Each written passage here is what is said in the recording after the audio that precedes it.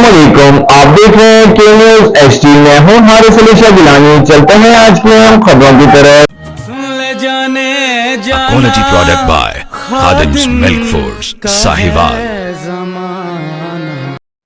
لیے چلیں گے خانے وال، جہاں سے رپورٹ کر رہے ہیں ہمارے نمائندے ساجد محمود ملک۔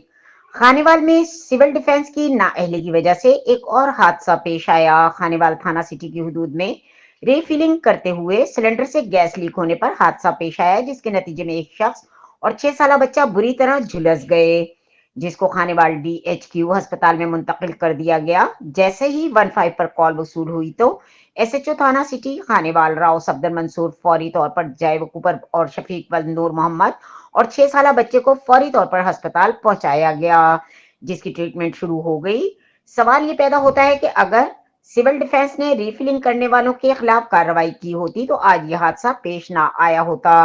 راؤ صفدر منصور ایس ایچ او تھانہ سٹی کی بہترین کارکردگی ہے کہ انہوں نے خود جھلسنے والے بچوں اور بزرگ کو سول اسپتال پہنچایا، اور ابھی تک ضلع انتظامیہ کا کوئی بھی آفیسر موقع پر ابھی تک نہیں آئے۔ سول ڈیفنس کی نااہلی کی وجہ سے یہ واقعہ پیش آیا۔ وزیر اعلیٰ پنجاب مریم نواز صاحبہ، secretary Punjab, deputy secretary Punjab, commissioner Multan اور ڈپٹی کمشنر سے مطالبہ ہے کہ اس کی فوری طور پر انکوائری کی جائے اور ری فلنگ کرنے کے خلاف فوری کارروائی ہونی چاہیے۔